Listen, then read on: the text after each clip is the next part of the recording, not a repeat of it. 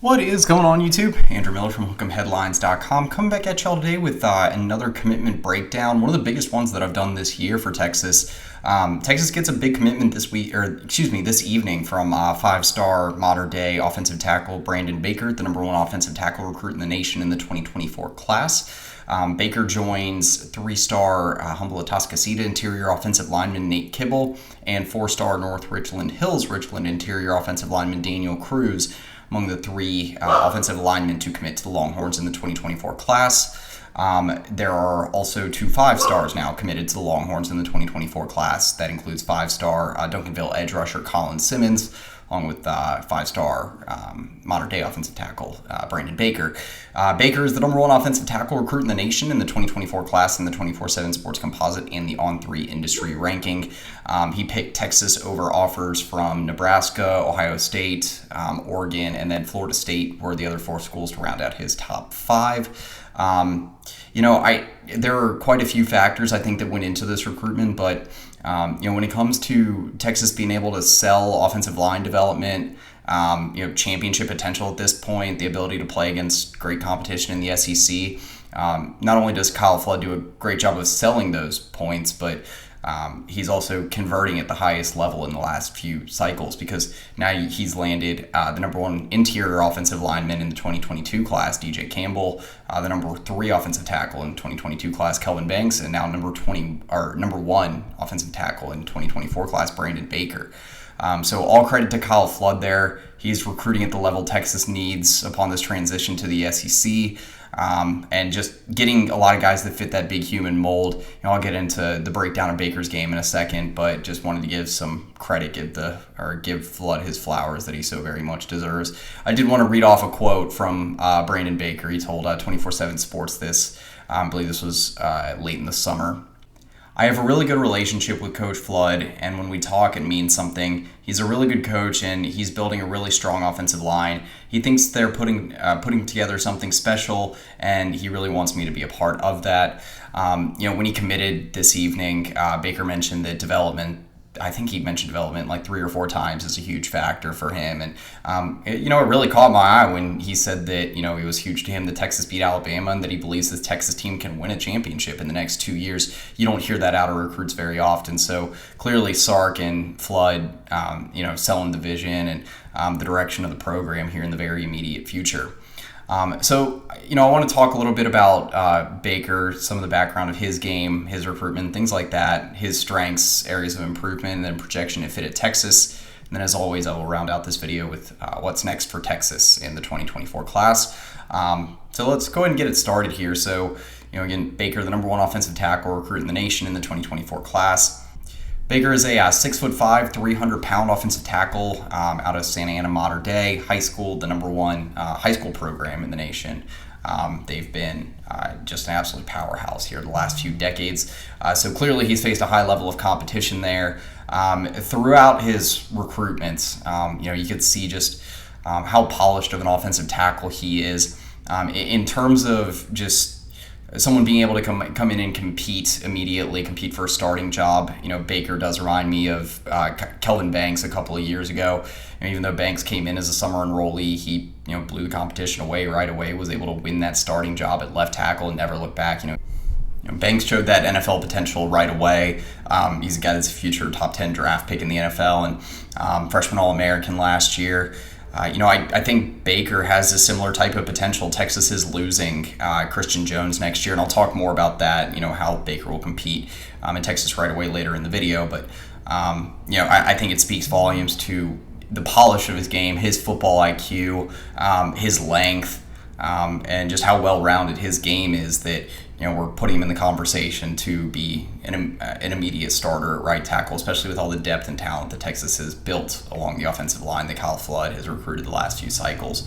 More specifically to Baker's game, this is a guy that, again, going to be able to come in and make an immediate impact. He's got an extremely high floor. I've seen that term used quite a bit with him. I think that's very true just from watching his film. He's a guy that engages very quickly. He's quick to find his blocking assignments and finishes blocks very, very emphatically. I believe he's more of a polished run blocker than he is a pass blocker, but he's very proficient in both. for his run blocking, he's a guy that can pull. He can also climb second and third levels of opposing defenses and really open up a gap. He can also seal the edge for his running back. So he's a very scheme versatile run blocker in that sense. I mentioned the length. He's got an 80 plus inch wingspan, 34 plus inch arms. Someone that once he engages with you, you're not going to get away very often. I think that in terms of his understanding of different blocking schemes as well, he's very, very advanced. He's good with angles. He got great footwork. Pad level approach is very, very good. Baker's able to emphatically finish blocks. Just his ability to drive guys and get guys to the ground through the whistle is excellent. Lateral quickness is one of the reasons as well. That I mentioned that footwork earlier, but he's got a lot of foot speed. Is able to dramatically increase his range and his effectiveness as a run and a pass blocker.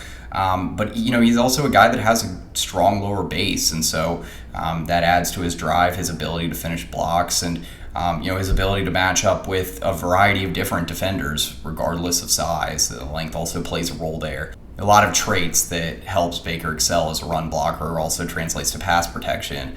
Again, I mentioned his understanding of different blocking schemes, his length, his lateral agility, and then also his football IQ.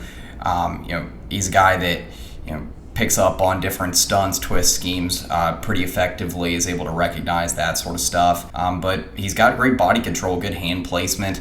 I do think he could play with a little bit more violence with his hands, but I'll dig into that more later. But he's a guy that, again, high floor as a pass blocker, someone that's going to be a reliable and stabilizing force up front, in front of Arch Manning, Malik Murphy, whoever the starter is going to be after Quinn Ewers next year. So I want to cover some of the areas of improvement for Baker.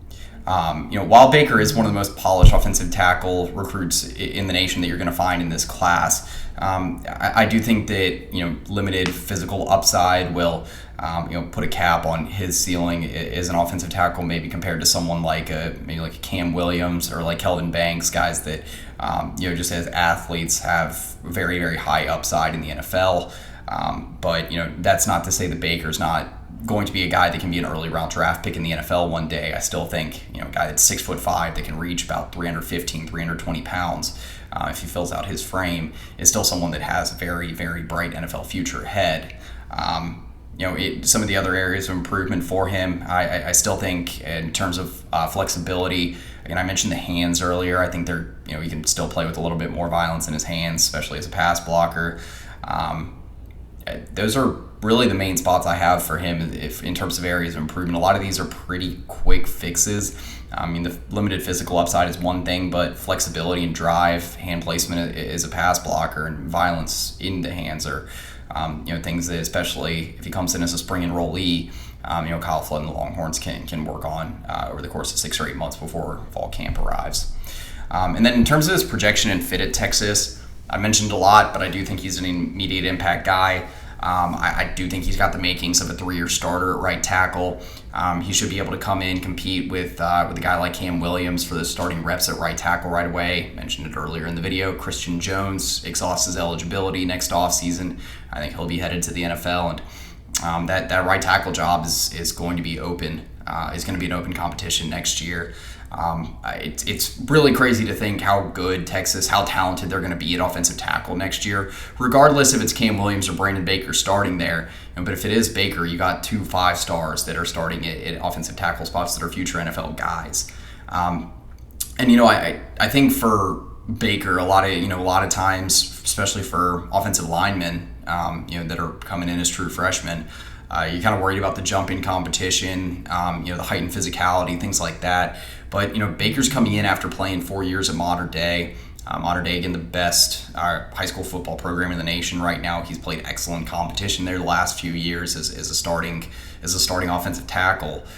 So I think even with Texas headed to the SEC next year, the level of competition isn't going to be an issue for Baker. Mind you, too, he gets to face a defensive line that has proven to be one of the best, deepest, most talented in the nation this year, and they were probably the best in the Big 12 last year. So, the whole iron sharpens iron mindset, I think Baker's going to get to face excellent competition there to prepare him to face the SEC some of the SEC defensive fronts next year. That's pretty much all I got for Baker. I mean, again, this guy's the number one offensive tackle recruit in the nation in the 2024 class for a reason.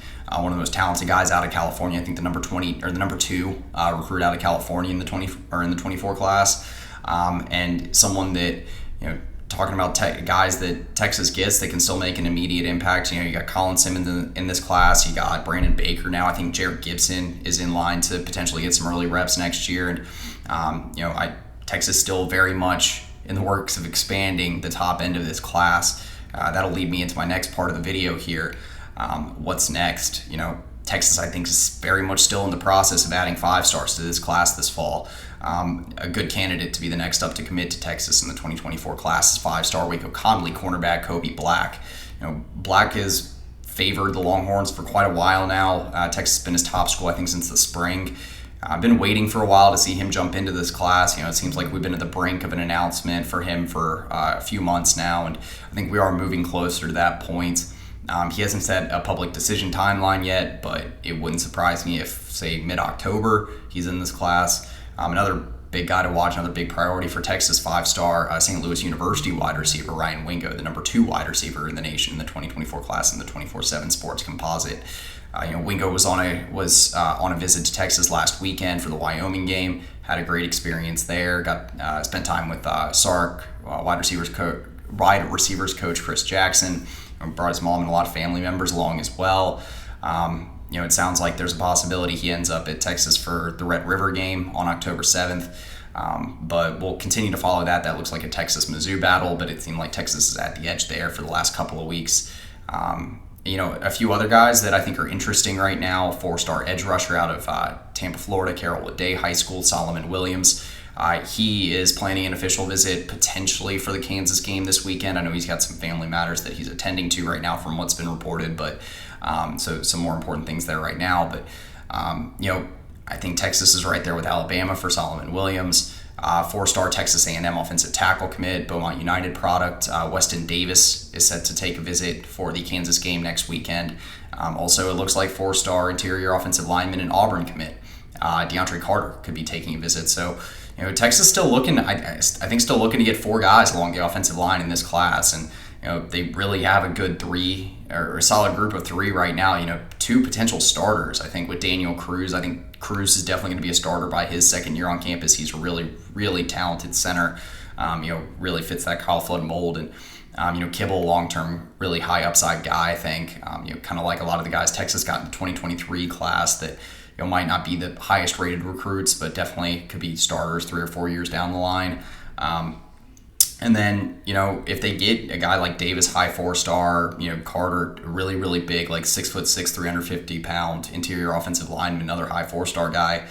If they can get one of those guys flipped, Texas has another, top end offensive line class. So still a lot of action to come for the Longhorns on the recruiting trail, but today is obviously a big get for them. Baker was one of the top priorities, one of the top 5-stars left on the board, and Texas got him on board. And so, I think a lot of exciting things left to happen on the recruiting trail, especially with Texas recruiting the modern day program so well. But anyway, for Andrew Miller at Hook'emHeadlines.com, that's pretty much it. Hook 'em.